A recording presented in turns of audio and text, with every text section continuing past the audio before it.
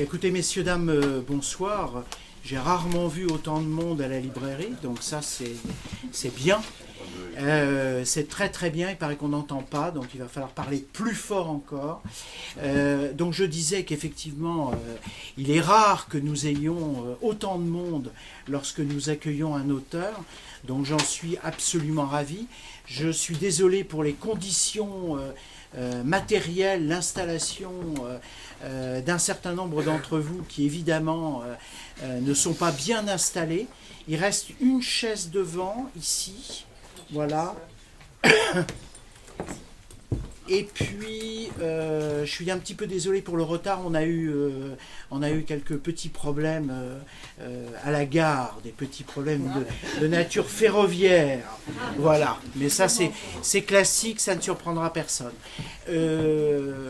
Voilà. Donc, très heureux de vous accueillir. Gérard Ponnier, ici, dans cette librairie, à Cherbourg. Très heureux de venir. Voilà, et très heureux pour ce moment d'échange que nous allons avoir autour de ce manifeste, de ce pamphlet, je dirais presque, qui est Occupons le rond-point, Marx et Freud, et on a beaucoup de choses à se dire. On a beaucoup de choses à se dire avec Jean-Marie Fossé, donc, qui est à l'origine de cette rencontre et qui la co-anime donc avec moi, Jean-Marie Fossé, qui est également psychanalyste et psychologue. Moi, je suis rien de tout ça, donc je suis très minoritaire. Mais en revanche, je vais, avant que nous ayons un temps musical, vous lire un tout petit passage qui est en quelque sorte une introduction au livre et une introduction à la musique. Je vais peut-être me lever du coup, parce que comme je vois qu'il y a énormément... Voilà, c'est peut-être mieux, effectivement. Musique. Sans musique, rien n'arrive. Je suis en vacances avec mon fils de 15 ans et avec lui 3 de ses amis. La couleur de peau de l'un d'eux se souvient de l'Afrique. La casquette d'un autre fait parler des quartiers, du Nord et de Paris. Le troisième est porté par un nom yiddish.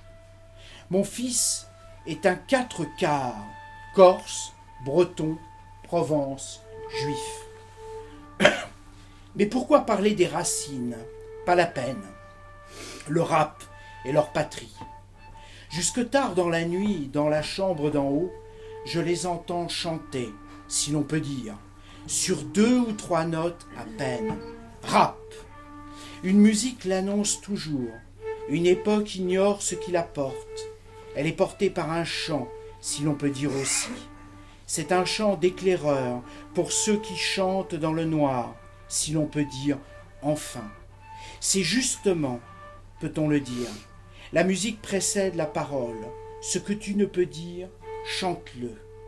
Ensuite, la parole oublie la musique, qui marche encore une fois devant, toujours sans y penser. Les penseurs pensent avec retard, toujours décalés, si cultivés.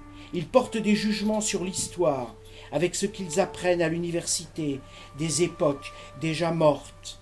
Ils marchent à l'arrière-garde, supplétifs de ce qui est en train de mourir. Les gens sincères se révoltent avant même d'y penser. Les médias, les manœuvres parlementaires, les instituts de sondage, etc. peuvent les faire taire. Mais justement, comment faire taire ceux qui ne parlent pas encore? Ils se lèvent en vérité pour parler et être entendus. Oui, ils peuvent être écrasés par cette machinerie si intelligente qui possède les éléments de langage.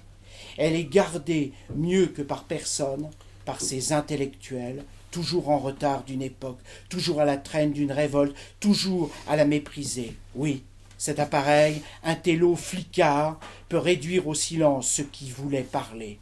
C'est possible, ils peuvent triompher. Mais qui fera taire un chant? À quand un arrêté préfectoral qui bannira les chansons?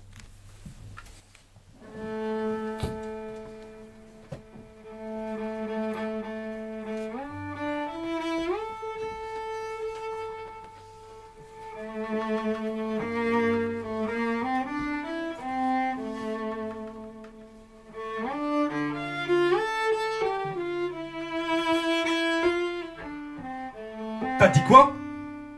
Moi, rapper, rappeur, rappant, je rappe. P, pas définitif, définitivement. T'entends? J'expulse, dansant, chantant, à peine, je m'en balance. Sur 2 notes ou 3 à peine, ma peine. Quoi?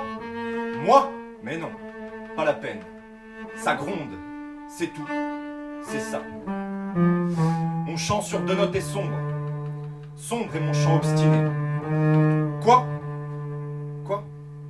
C'est juste moi qui chante. À peine plus vrai que n'importe quel chant.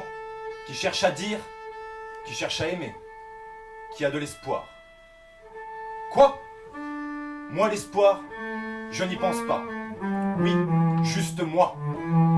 Ça crache, squelette consonantique sans chair vocalique.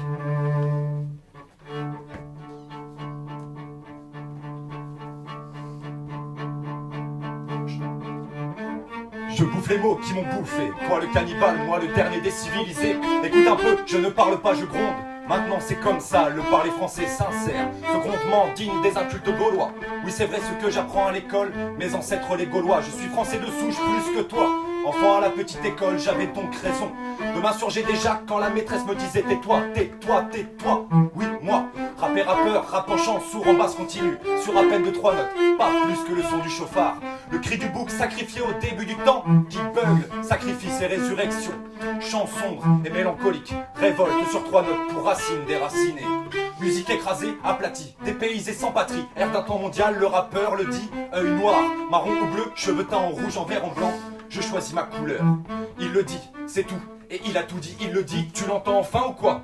Mais pourquoi? Demain on verra, en attendant ça chante. Les notes très basses s'envolent très haut, record des ventes. Plus haut que la chanson française.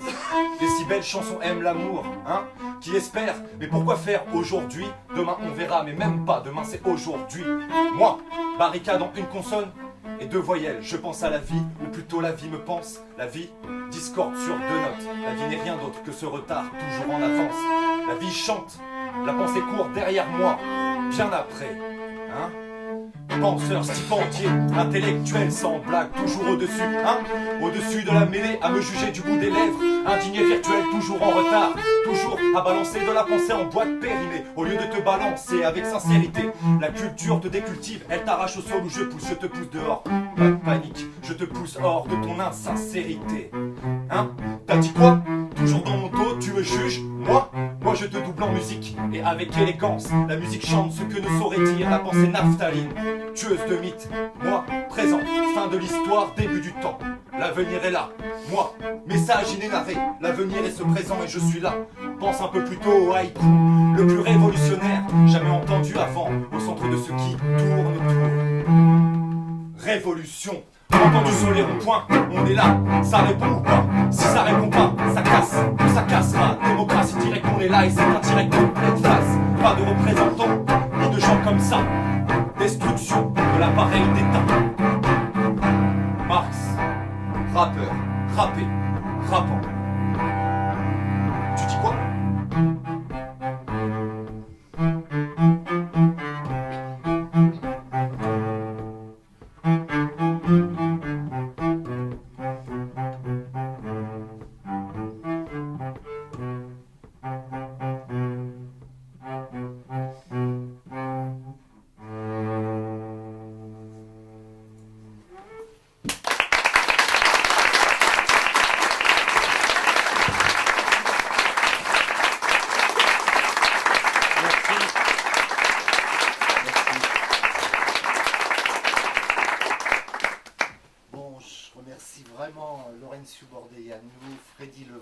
Qui se sont emparés du texte de Gérard Pommier pour nous faire cette interprétation ce soir. Ils ont créé la musique, le rythme. Enfin, ça a été un joli travail. Freddy connaît le texte par cœur, c'est extraordinaire. Voilà, je vous remercie beaucoup.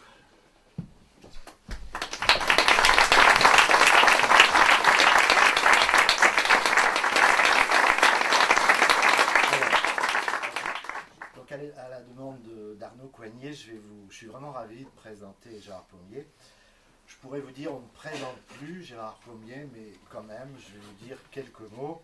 Gérard Pommier est psychiatre, psychanalyste, analysant, élève de Jacques Lacan, professeur des universités, cofondateur de la Fondation européenne pour la psychanalyse. Il est également directeur de publication de la revue La Clinique Lacanienne.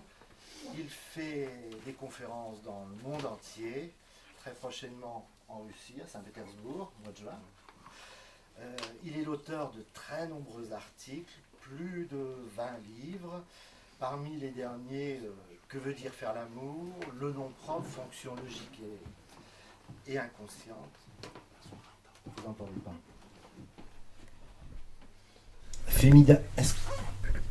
Féminin, Révolution sans fin, c'est mieux ou pas? Oui, c'est mieux. Ça va? Donc, Féminin, Révolution sans fin, et bien évidemment, ce livre qui nous rassemble ce soir, Occupons le rond-point, Marx et Freud. Assurément, Gérard Pommier est une figure de la psychanalyse aujourd'hui. Il a formé de nombreux analystes, théoriciens reconnus. Sa pensée est originale, toujours en mouvement, loin de certaines positions dogmatiques, encore trop fréquentes dans les milieux analytiques. En témoigne, j'ai pris ce petit extrait là d'un entretien qu'il avait avec Marielle David. Il disait: les analystes lacaniens se sont souvent pensés comme une avant-garde intellectuelle. Du fait de différents mouvements de société, nous sommes plutôt placés à l'arrière-garde. Sur un certain nombre de questions, les questions posées par les mouvements féministes, des femmes, les mouvements homosexuels, la société nous donne des leçons de freudisme, plutôt que le contraire. Donc, ravi et honoré que vous soyez là ce soir, grâce à l'invitation d'Arnaud. Arnaud m'a demandé de poser la première question. Elle sera double. On va se relayer. On va se relayer. Voilà. Donc je pose la première question avant de parler du livre. Qu'est-ce qui peut bien faire qu'un psychanalyste, qui a le parcours que vous avez, le 13 décembre 2018, part rejoindre avec un porte-voix le mouvement des Gilets jaunes? Et une deuxième, en 1951, Camus donne cette définition d'un homme révolté. C'est un homme qui dit non, les choses ont trop duré. Est-ce que vous pourriez dire que vous êtes un homme révolté?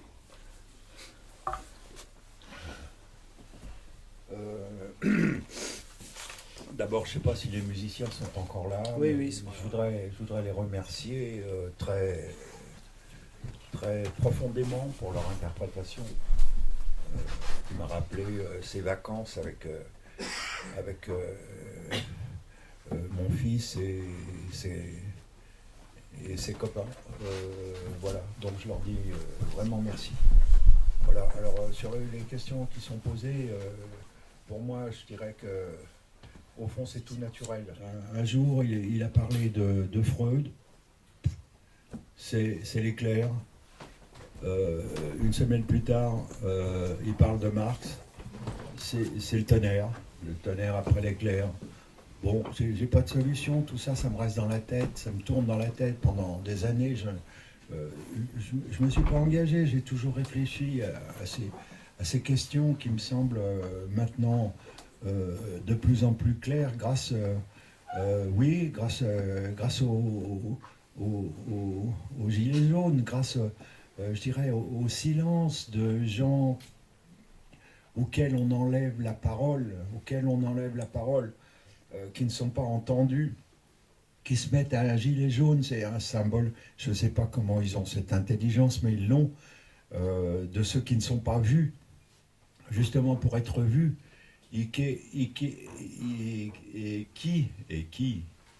je dirais, du fait de ce silence, déclenche la parole dans tout un pays. Il faut quand même voir ça. Il faut quand même voir que il ne s'agit pas d'une idée, je dirais, rabougrie par l'histoire du communisme. Il s'agit de quelque chose de très profond dans le rapport des hommes entre eux. Communication ou communisme, c'est la même étymologie. Parler, c'est parler du commun. Nous parlons toujours avec les mots communs. Lorsque les gens sont privés des mots communs. Du fond de ce silence lui-même, il y a, je dirais, une provocation à penser quelque chose d'autre. Je veux dire qui n'a, je ne sais pas comment le dire, qui n'a rien à voir avec toutes les idées historiques sur le communisme. Donc, je le dis, c'est en allant à ces endroits-là, je dirais, au fond, sans prendre la parole moi-même. J'ai pas été un leader, j'étais seulement le porte-parole d'une centaine de collègues, pas beaucoup plus. Pas beaucoup plus. Et en étant seulement porte-parole et je peux même pas dire écouter non plus, mais en étant là-dedans, j'ai appris. Voilà, j'ai tiré de grandes leçons qui m'ont permis de reprendre ce que j'avais laissé en rade depuis mes 18 ans, des questions qu'avait posées un modeste professeur de philosophie sur ce qu'il y a, je dirais, de commun, historiquement parlant, entre ce qui est inconscient dans le mouvement de l'histoire. Il faut bien le dire, quand il y a un mouvement historique comme ça, comme mai 68, comme d'autres, personne ne s'y attend. Il est porté par quoi? Par les répétitions inconscientes, par quelque chose qui se prépare longuement, que brusquement une taxe, une chose bête de la vie qui empêche la vie, provoque tout d'un coup et déclenche quelque chose de beaucoup plus grand auquel personne ne s'attend. Donc, inconscience du mouvement de l'histoire, c'est tout à fait freudien, on peut dire. Hein. Et je dirais, du point de vue de Marx, l'histoire est régie par des forces, on ne peut pas dire qu'elles sont inconscientes au même sens que Freud, naturellement, mais je dirais, elles sont pas déterminées par chaque sujet pris en particulier, mais par sa position sociale, par la classe qu'il occupe, par s'il fait partie de l'appareil d'État, s'il fait partie des exploiteurs ou pas, ce qui instaure des rapports de force qui dépassent la volonté de chaque sujet particulier. Donc au fond, des deux côtés, il y a une forme d'inconscience. Alors bon, je ne vais pas entrer dans les détails maintenant, mais donc pour moi, il y a eu cette sorte d'évidence, ça m'a été tout naturel d'y aller, d'acheter un gilet jaune dans une station-service.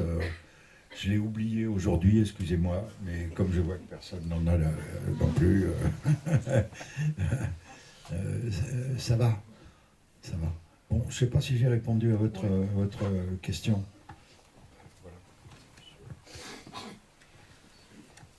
Pour continuer sur la lancée, vous l'avez plus ou moins dit, mais est-ce que vous pouvez aller un petit peu plus loin sur ce mouvement des Gilets jaunes? De quoi ce mouvement est-il le nom? Pourquoi est-il apparu à ce moment-là? Vous l'avez dit, c'est une étincelle, c'est quelque chose un événement qui naît pas spontanément parce qu'il y a quelque chose qui est en dessous. Mais justement, pourquoi ce mouvement à ce moment-là, quand vous avez rencontré les Gilets jaunes sur le rond-point, occupant le rond-point, comment vous avez senti ce mouvement et qu'est-ce que ça vous a appris de ce qu'est la société française à ce moment-là? Je dirais que dès le départ, j'ai senti ce mouvement comme très risqué, faut bien le dire, comme très risqué avec dedans quelque chose qui est le peuple Mais le peuple, il est pas bon en lui-même. Le peuple, il peut être horrible, il peut être fasciste, il peut être... avant d'être un peuple qui réclame un contrat social à la Rousseau, c'est pas comme ça que ça se présente. Le peuple, il est divisé. Je veux dire, dans sa révolte elle-même, il peut très bien choisir le camp de ceux qui l'oppriment.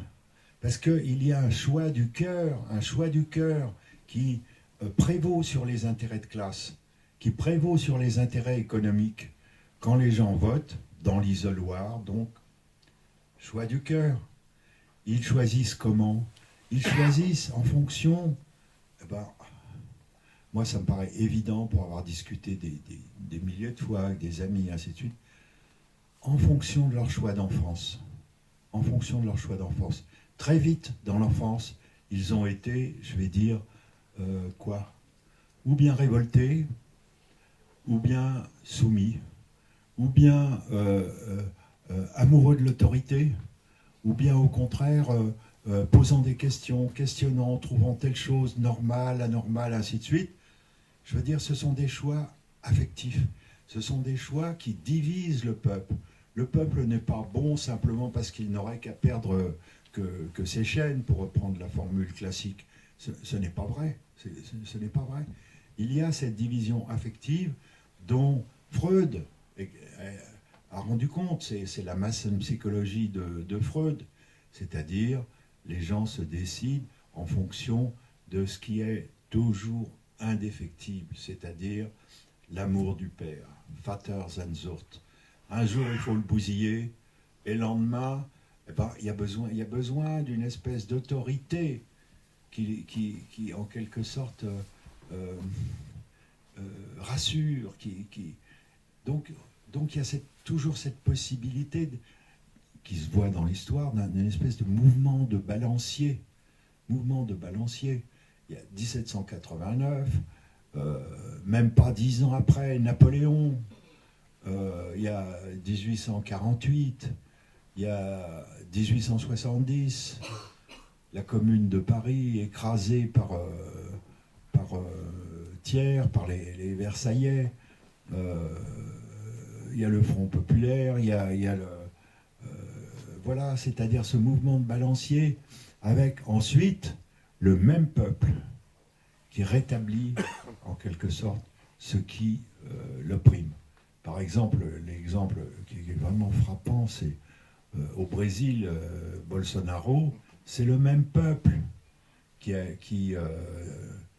10 ans avant, même moins de 10 ans, parce que l'histoire s'accélère, met au pouvoir, vote pour Lula, pour Lula, qui établit des lois qui n'ont jamais été vues, qui enfin libère l'immense masse des fils d'esclaves.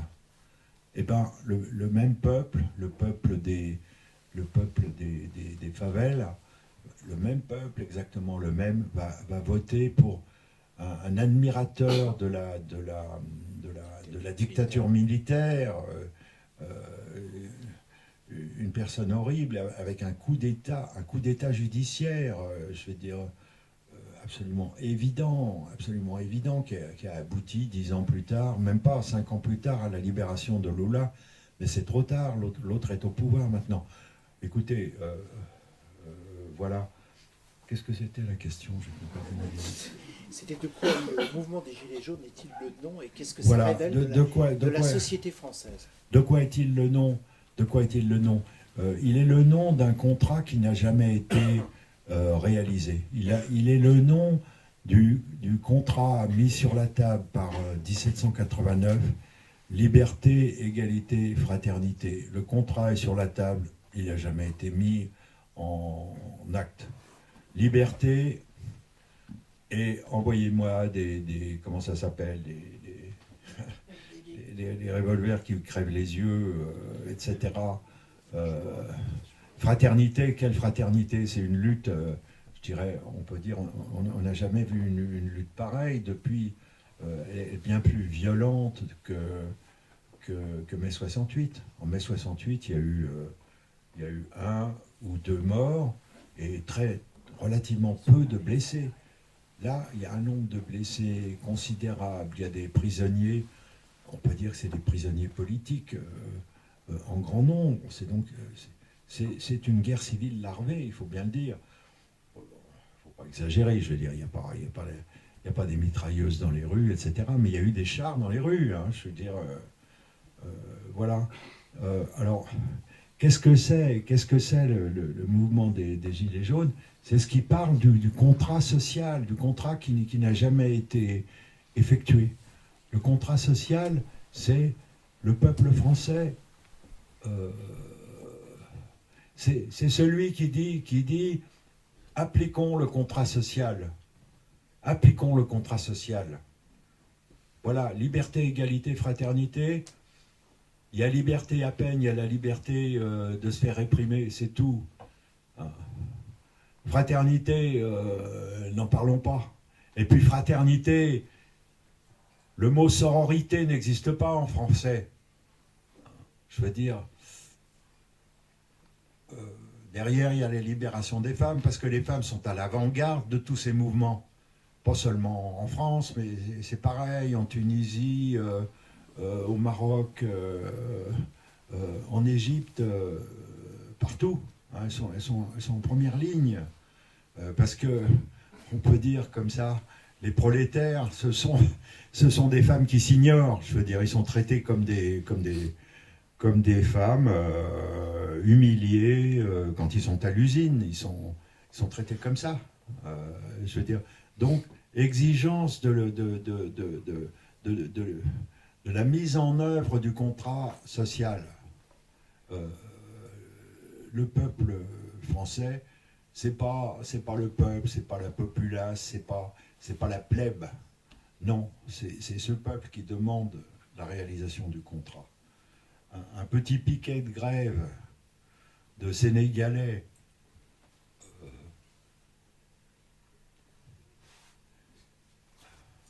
devant un McDonald's qui fait grève est à l'avant-garde du peuple français. Bien plus que, on peut dire, je ne sais pas,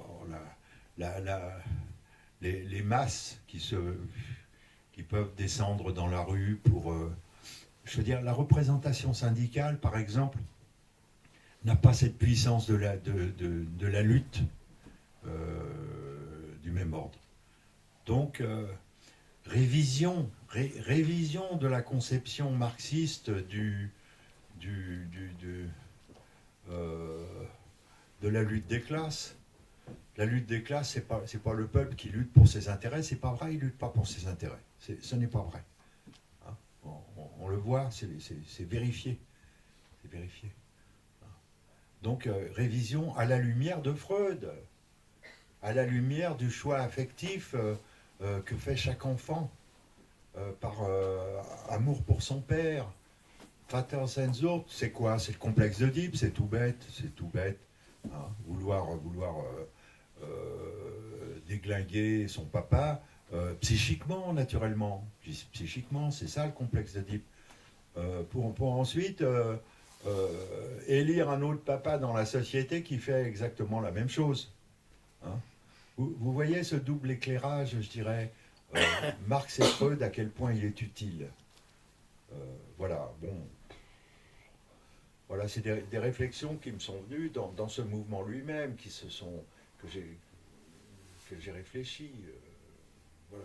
Je ne sais pas si j'ai répondu à votre question. D'accord. Jean-Marie, peut-être la question suivante. Oui. Alors, sur cette question cette question du père, du fils, on parle beaucoup de cette question de la chute du patriarcat. Oui. Alors, évidemment, ce livre, on le lit aussi avec ses références. Moi, j'ai cherché aussi toutes ces références psychanalytiques qui sont là, parce que c'est votre boussole aussi, Freud, Lacan. Ouais. Qu'est-ce que vous pouvez en dire de cette chute du patriarcat, de la fonction paternelle aussi, qui n'a rien à voir avec le patriarcat? Oui, la fonction paternelle, je dirais, ça n'a rien à voir avec la chute du patriarcat, c'est ce à quoi on assiste dans la société. C'est les énormes bouleversements de société auxquels nous assistons. Hein, c'est le plus de liberté des femmes, leur capacité à s'organiser, on peut dire, toute seule. Et puis il ne faut pas venir les aider. Moi, je me suis fait renvoyer sur les roses à plusieurs reprises, je veux dire, avec mes amis féministes qui me disent écoute, ça va bien, laisse faire les femmes, ça va comme ça. Hein. Donc, je dirais, il y a cette libération, c'est notre société qui est comme ça. Ça y est. Je veux dire, ça s'est fait sans les psychanalystes et bien souvent contre eux. Contre eux, faut le dire que je veux dire, les directions des mouvements on peut dire, je ne vois pas de mouvement psychanalytique qui ait pris une position claire sur ces questions, à part mes collègues et moi qui avons été complètement à rebrousse-poil. Nous avons étonné le parterre psychanalytique avec des collègues, on les aime bien, mais qui disent oh là là, si le patriarcat fout le camp, la société va se casser la figure, on sera dans le... Ben, on n'est dans rien du tout, ça va, ça se passe très bien. Hein. Donc, au fond, je suis même encore plus extrémiste que quand j'ai écrit ce livre. Alors, justement, ce qui est intéressant, c'est que votre livre, Occupons le rond-point, et en dessous, c'est marqué Marx et Freud. Et vous en avez déjà beaucoup parlé, mais ces deux barbus, comme vous dites dans le livre, sont en but à toutes les critiques dans la société dans laquelle nous vivons. C'est-à-dire que du matin jusqu'au soir, on entend une critique de la pensée marxienne ou marxiste, on entend une critique constante de la psychanalyse. Je ne suis pas du tout psychanalyste, je n'ai pas fait de psychanalyse, mais j'ai un ami qui est psychanalyste, mais on entend beaucoup de critiques, et entre guillemets, peut-être je vais dire une ineptie, mais ça n'a pas d'importance. Je suis un peu le béotien de l'étape, donc je vais pouvoir la dire. On a le retour en force d'une certaine forme de psychiatrie, que vous décrivez d'ailleurs dans le livre, et vous êtes complètement à contre-courant avec ces deux barbus. Et c'est ça qui est intéressant d'ailleurs dans votre livre. Ouais. Je n'ai pas le sentiment d'être à contre-courant des deux barbus. Non, mais avec ces deux barbus. Avec ces deux barbus, oui, avec ces deux barbus. Mais c'est pas la peine. J'ai des collègues aussi qui sont en admiration devant les travaux non pas des neuroscientifiques, parce que souvent ils font des travaux assez honnêtes, mais de personnes qui tirent profit des neurosciences pour rétablir quoi? Rétablir l'idée que nous sommes génétiquement déterminés. Je ne sais pas si vous vous rendez compte, on vit dans une société comme ça. On vit dans une société comme ça, où il y a au gouvernement une commission dirigée par un horrible prétendu professeur en neurosciences qui s'appelle 2N, ça s'écrit comme ça, 2N. Voilà. Voilà. Il dirige une commission scientifique auprès du gouvernement. C'est pas une commission décorative. Ils mettent effectivement en œuvre des tests pour les enfants qui les orientent vers les tests 10, dyslexiques, 10 ceci, 10 cela, les enfants agités, avec comme diagnostic, avec comme diagnostic, c'est génétique, c'est de naissance. Hein, on ne s'occupe pas de savoir si les enfants en question, ils ont un problème et s'ils en parlent, ça ira souvent. Et souvent ça n'ira pas parce que c'est un problème social, c'est un problème de ségrégation sociale. Ils n'y arrivent pas à l'école simplement parce qu'ils sont dans des familles où les parents sont crevés, rentrent le soir, ils ne peuvent pas les aider pour travailler ni rien. Et voilà, les enfants coulent, c'est ça le vrai problème, c'est pas leur gène. Hein, c'est pas leur gène. Mais peut-être j'ai du mal à faire comprendre la gravité, parce que c'est au niveau de l'État. C'est l'État qui a une telle position. Hein. Qu'est-ce que c'est que cette position? C'est la même position que les médecins généticiens de Hitler. Voilà. Hein. Alors si un psychanalyste dit, un psychanalyste, pas un seul, mais en fait on n'est vraiment pas nombreux à le dire, hein. Et il y a beaucoup de collègues qui disent « Ah ben non, il faut les laisser travailler ». Mais non, pourquoi les laisser travailler? Ces gens, c'est des nazis qui s'ignorent. Voilà, moi je le dis franchement, je l'ai écrit dans Le Monde. Voilà, c'est des nazis qui s'ignorent. Hein, donc c'est vraiment grave. Hein.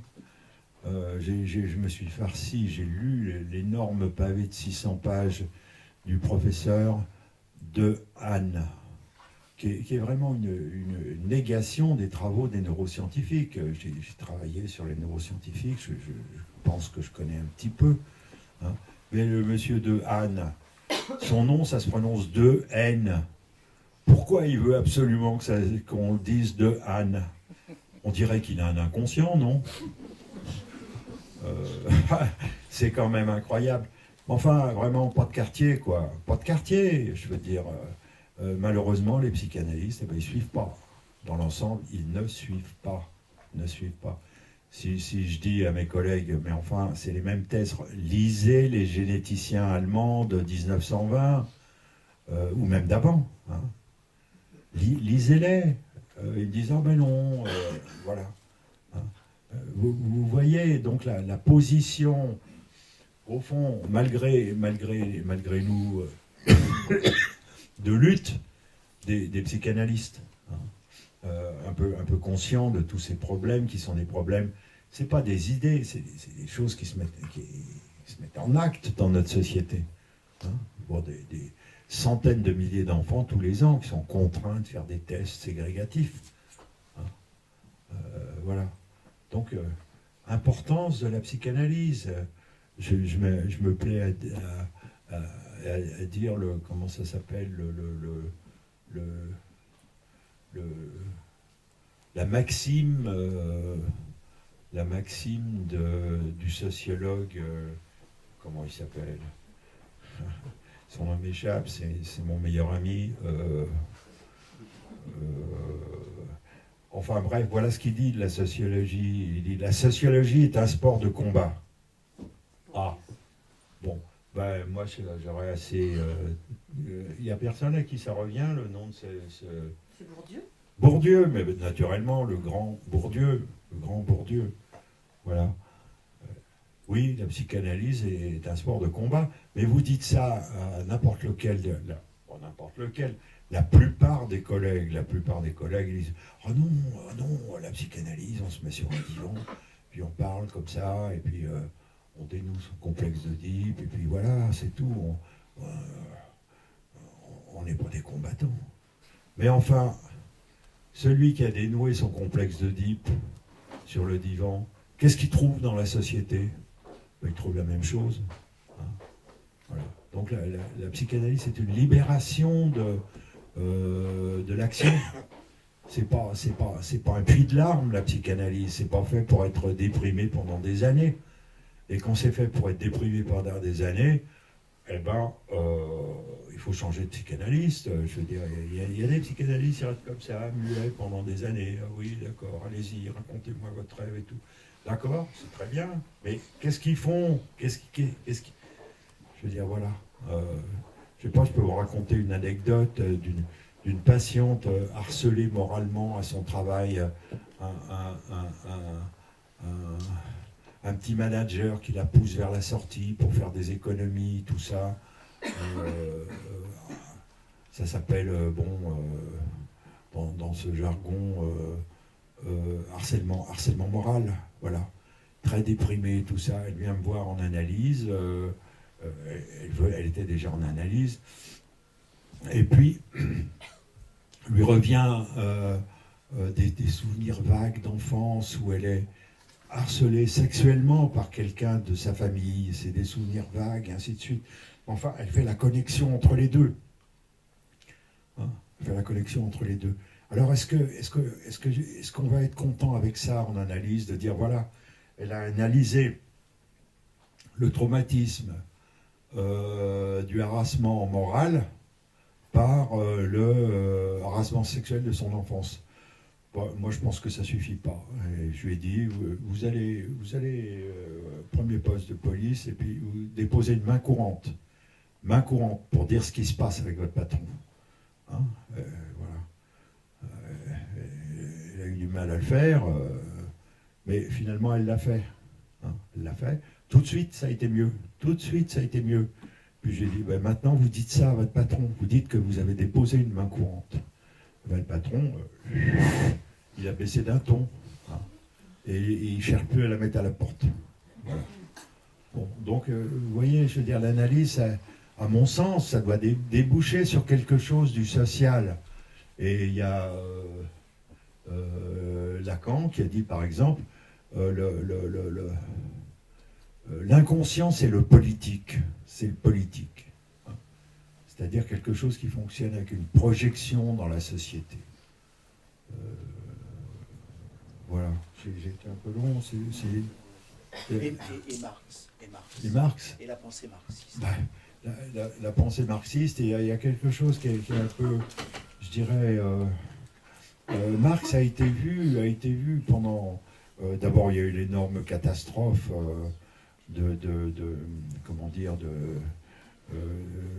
du socialisme soviétique, avec un appareil d'État coercitif. C'est le contraire d'une libération de l'appareil d'État qui n'a pas vraiment de justification. Je veux dire, c'est pas vrai. C'est pas seulement la pression comme ça qui a obligé. Il y a eu quoi? Il y a eu avec Staline, le père qui revient.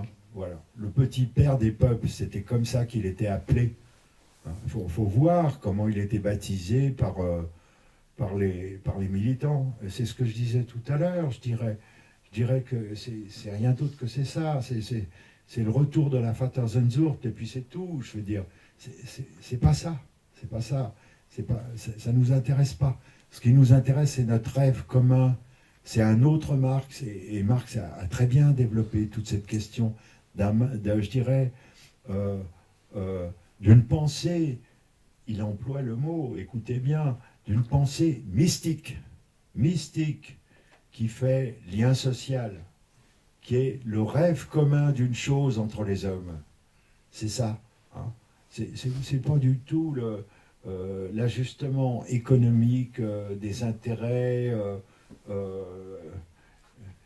Évidemment qu'il y a ça qui est en jeu dans la lutte économique au jour le jour. Et parce qu'il y a eu la violence de cette lutte économique au jour le jour, c'est cette conception du marxisme qui a prévalu. Mais si on regarde ce que Marx a écrit, et pas seulement dans le manifeste du Parti communiste, mais dans le tome 1 du Capital en particulier, sur le fétichisme de la marchandise, le fétichisme de la marchandise, c'est la même analyse que Freud sur le fétiche. Vous savez que je veux dire, à quelques dizaines d'années d'intervalle, Freud et Marx ont employé le même terme de fétichisme pour décrire la perversion de l'utilisation des semblables, en quelque sorte, grâce, soit d'un côté avec l'extraction de la plus-value dans l'exploitation capitaliste, soit l'utilisation d'un fétiche comme une chaussure ou comme le sadisme, le fouet, et ainsi de suite, dans l'érotisme privé. Voilà. Il y a des analogies vraiment tellement frappantes entre Freud et Marx qui sont peut-être de nouveau accessibles maintenant que, je dirais, ce qui s'est passé avec le communisme soviétique est suffisamment loin pour qu'on puisse penser à ce qui se passe dans les mouvements sociaux, je dirais, au niveau mondial. Au niveau mondial. Voilà. Bon, je donne le micro à qui? Je lisais, moi, dans le dernier bouquin de Badiou, il disait 264 personnes possèdent la même chose, enfin, possèdent ce que possèdent 7 milliards de l'autre côté. Quand Badiou, il pose par rapport à la question du capitalisme, il dit aujourd'hui, on est dans une société où on a l'impression qu'on ne peut pas sortir de ça. C'est la voie, il n'en existe pas d'autre. Ouais. Lui, il a une autre idée sur cette question. Et c'est peut-être ça aussi, c'est comme s'il n'y avait pas cette idée d'alternance qui pose problème.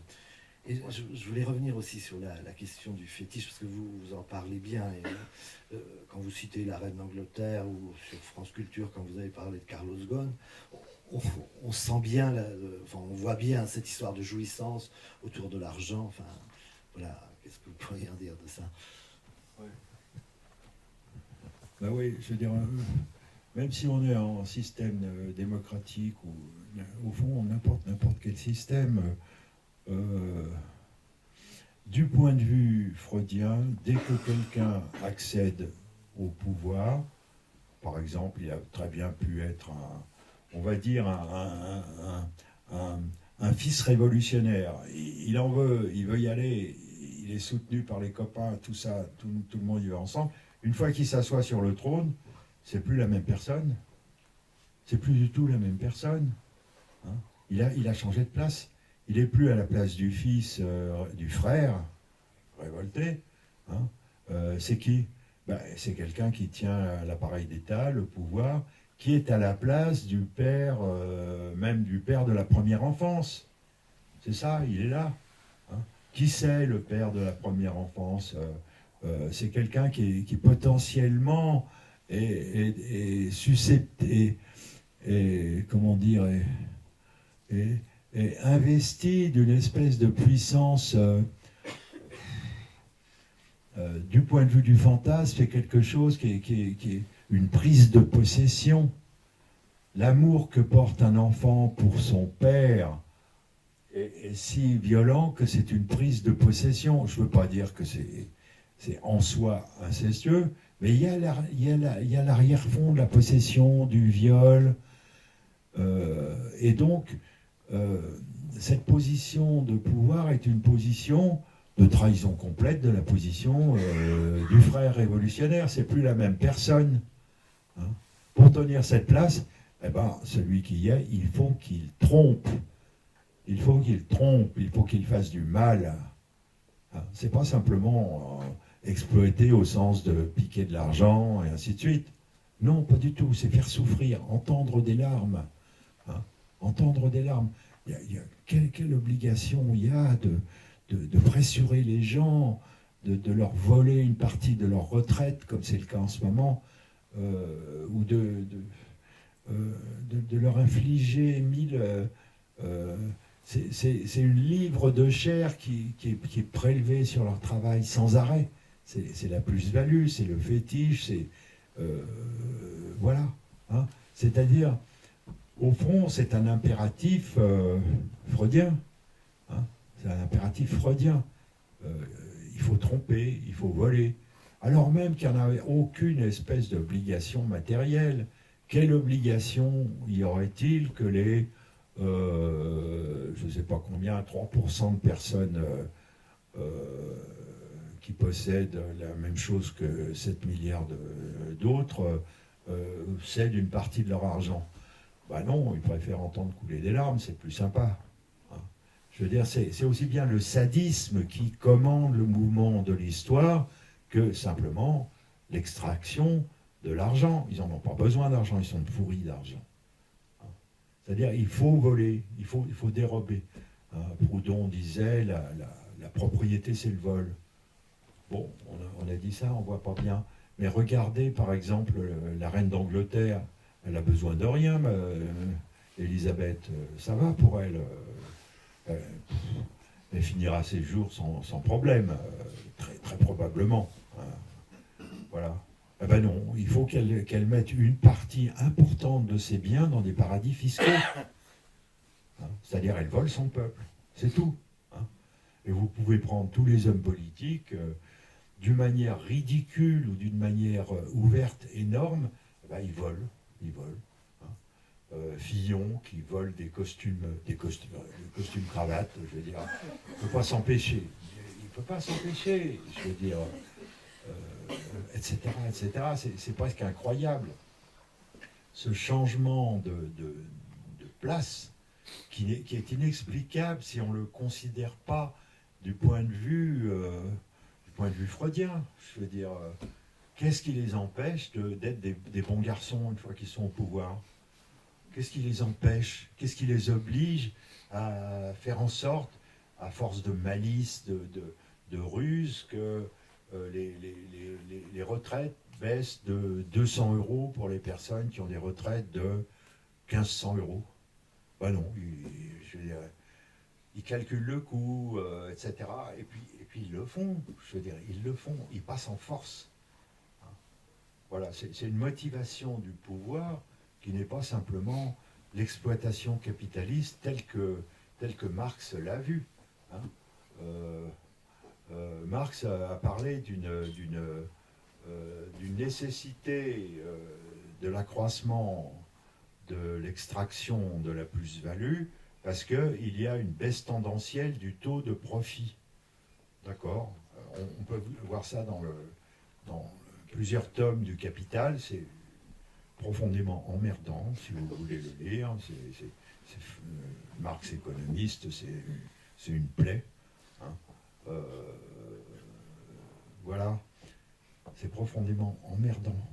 Mais on peut très bien faire une analyse de l'histoire en disant qu'il y a non pas une baisse tendancielle du taux de profit, mais une hausse tendancielle du taux de sadisme. Hein? Mais c'est ce qui se passe, je veux dire. Pourquoi autant de méchanceté? Franchement, je veux dire. Donc, voilà. Vous voyez quoi? Vous voyez, ce que je suis en train de dire, c'est que on peut faire une double lecture du mouvement de l'histoire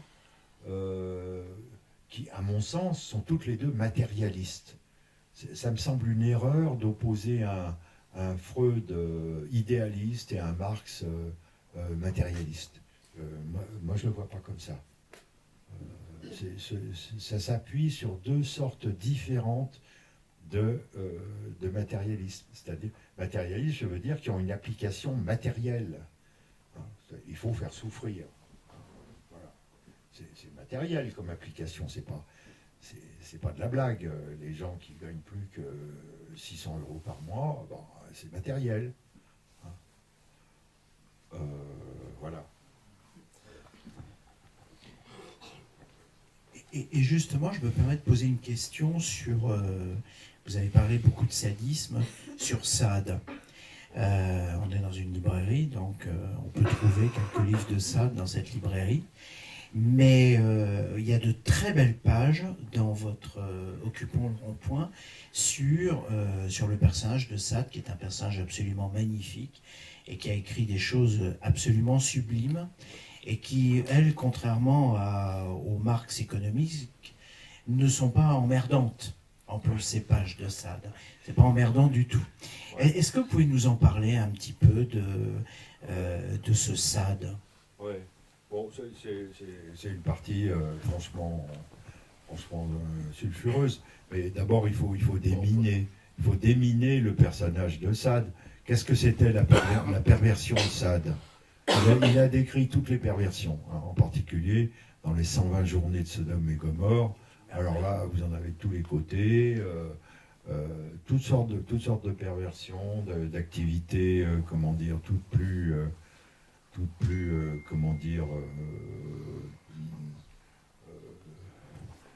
violentes les unes que les autres. Il a décrit toutes les perversions, sauf une, sauf la sienne de perversion. Qu'est-ce que c'était sa perversion? Écrire. Il écrit dans l'espoir que pendant 1000 ans, il y a des gens qui vont le lire et qui ne liront son livre que d'une main, si vous comprenez ce que je veux dire. Hein? Voilà, c'est le sadisme de Sade. Il prison, je veux dire, il écrivait sur des minuscules petits rouleaux de papier qu'il mettait dans les fissures du mur. Il a eu plusieurs manuscrits détruits. Il réussissait à les faire passer quand même aux femmes qui l'aimaient tellement. Hein. Sade était un homme aimé, je veux dire, c'est pas vrai, il faisait pas de mal aux femmes, sauf, bon, il y a quelques excès avec une prostituée dans le Midi, à laquelle il a fait prendre ce qui s'appelait des mouches de Cantaride, c'est-à-dire je sais pas quoi, du LSD ou je sais pas comment ça s'appelle, les trucs dans les parties, les poppers, des machins comme ça, c'est l'équivalent. Hein. Voilà. Et poursuivi par la haine de sa belle-mère, mis en prison, lettre de cachet après lettre de cachet, et voilà, la prise de la Bastille. La prise de la Bastille, et Sade est libéré.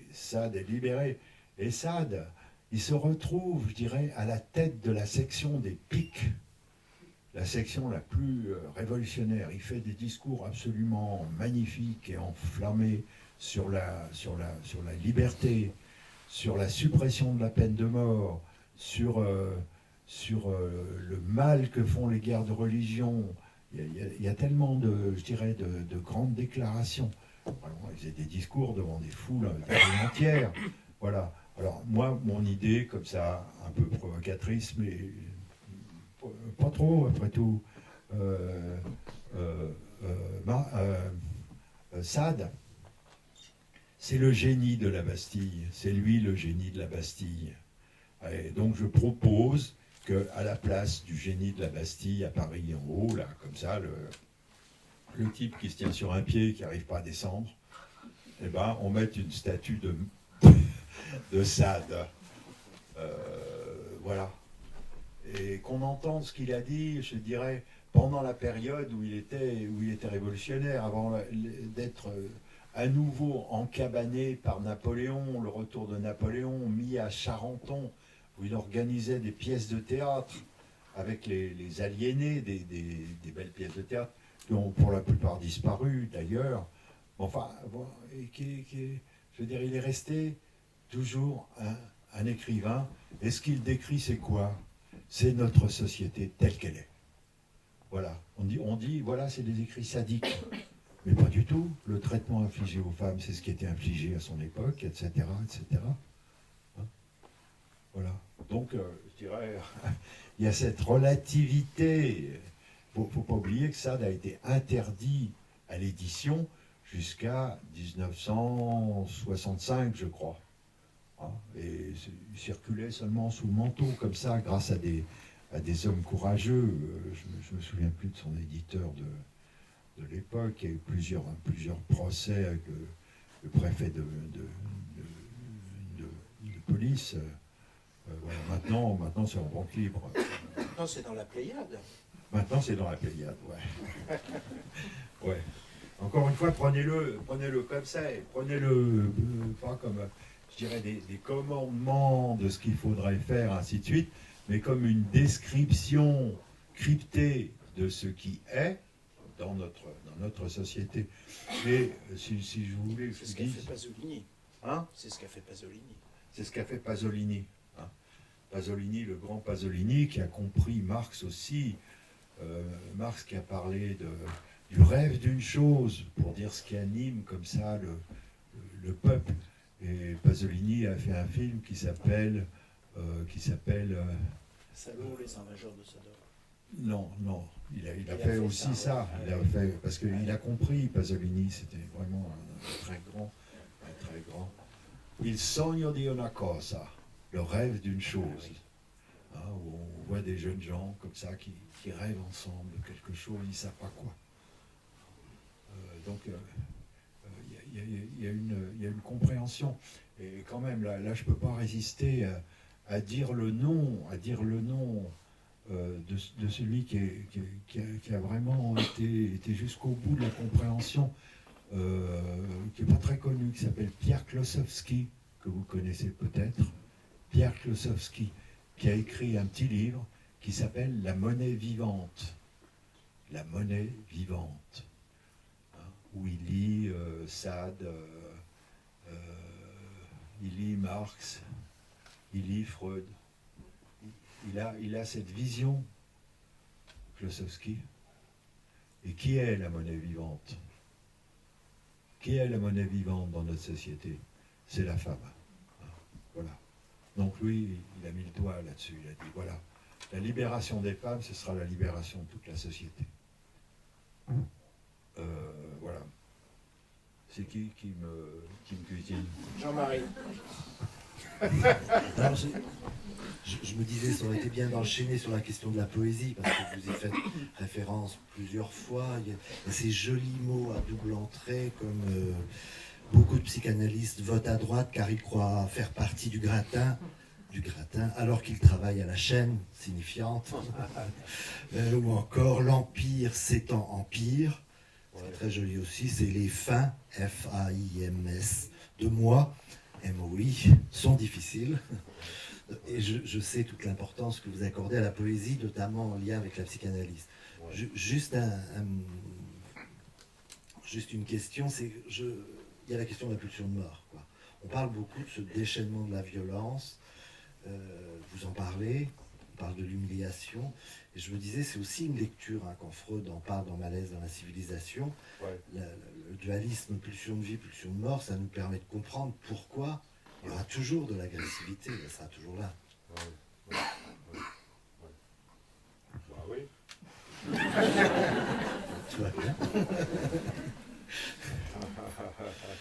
Sur la question de la poésie et de la psychanalyse. Non, écoutez, je sais pas, moi, vous allez dans une manif, il y a toujours des petits slogans, des petites poésies. Il faut que ça rime quelque part. Il faut qu'il y ait quelque chose de musical qui marque, je dirais, l'avancée. Les gens ont la poésie en tête, de même que nous avons tous la poésie en tête. Je dirais, nous commençons notre vie en faisant des petits poèmes. Tous les enfants le font. Hein, je vous dis, les plus petits poèmes qui existent, inventés par tous les enfants dans le monde entier, en langue universelle. Est-ce que quelqu'un est capable de me le dire là maintenant? Personne? Et vous l'avez tous dit, vous continuez à le dire des fois la nuit quand vous vous réveillez. Les plus courts des haïkus qui nous acheminent vers la parole, vers l'échange commun avec les autres. C'est quoi les plus courts des poèmes que disent tous les enfants du monde et qui font l'universalité de la poésie? Mais il n'y a personne qui va le trouver. Oh. Papa, maman. Ce sont deux petits haïkus. Ça rime. Hein, ce sont deux syllabes. Voilà. C'est vraiment, c'est universel.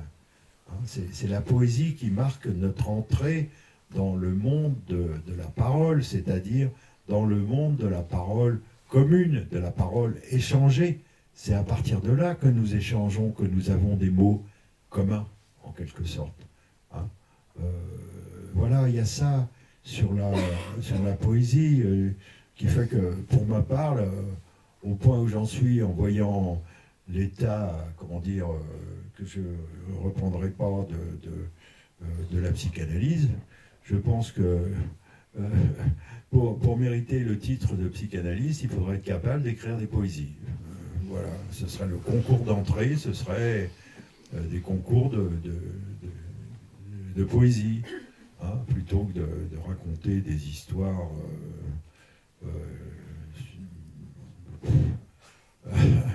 qui sont incompréhensibles à l'extérieur. C'est ça.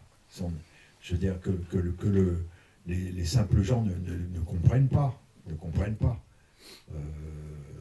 Voilà, c'est possible de parler en faisant comprendre tout de suite simplement qu'est-ce que c'est que l'inconscient, parce que tout le monde rêve, tout le monde fait des lapsus, tout le monde ceci, cela, tout le monde a une vie pourrie par des répétitions de destin. Voilà, donc C'est quoi la question? Ça va? Bon, on vous remercie beaucoup, c'était très riche, et puis il faut lire le livre, parce que c'est vraiment un livre qui donne à penser, il interroge beaucoup de problèmes sociaux aujourd'hui. Voilà, c'est passionnant.